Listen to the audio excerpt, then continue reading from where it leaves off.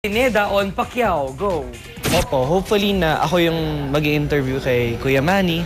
At the same time, di pa ako nakakapunta sa Texas. So, siguro interview talaga na tungkol sa fight, kung ano yung mga preparations niya.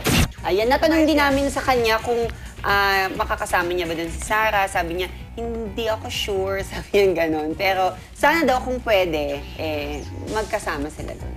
Good. Maganda yan kasi, di ba, somebody who is as young as Enzo will interview an icon. Kasi diba? Nakaka-inspire. Kasi dati, Tim, ang alam ko, ang isa yata sa nilalakad na kakanta ng pambansang awit ay si Sarah. Pero parang hindi natin ito natuloy at may napili na yata si Manny kung sino yung kakanta. Sino na ba? Zairine Parsan. Si Zairine, oo, yung sa Asantalo. Siya ba yung kumakanta sa Asantalo? Yes. Magaling yun. Magaling ko. Kumanta na ba si Charisse for Pacquiao? Hindi pa. Hindi pa.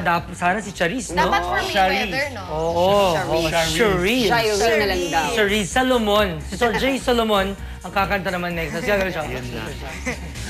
Dahil dyan, guys, anong susunod natin? Bukod dyan, magkasabay halos nag-tweet itong si Enzo Pineda at si Sarah Labati kahapon. At ang sabi ni Sarah, sino ba? just got some really good news. God is good. At ang sabi naman ni Enzo, thank you Lord for the good news. I'll update everyone soon. Yahoo! Ano kaya ito? Ano ba ang good news? Tawagan mo nga si Enzo. Okay, let's call Enzo. Tanungin natin. Alam mo naman, tuwang-tuwa tayo sa mga ka-age natin eh, di ba? Ayan, let's call Enzo. Yes. Hey, Enzo. Enzo, unang-una, congratulations na balitaan namin na ikaw na piling mag-i-interview para kay Manny Pacquiao. We're so proud of you, Kapuso. Thank you so much. Maraming salamat. So, ayun, isa siyang blessing para sa akin. Hindi ko talaga in-expect. Yun. Enzo, meron kang tweet kahapon, no? Na sinabi mong merong good news. Actually, halos sabay nga kayong mag-tweet ni Sarah. Yes. So, ano ba tong good news na inaantay namin ni Max? Oo. May nanapan kasi kami from GMA na meron kaming gagawing bagong show. So, Wow! it's a dance serye. Oh, yung Kasama ko dance si Sarah.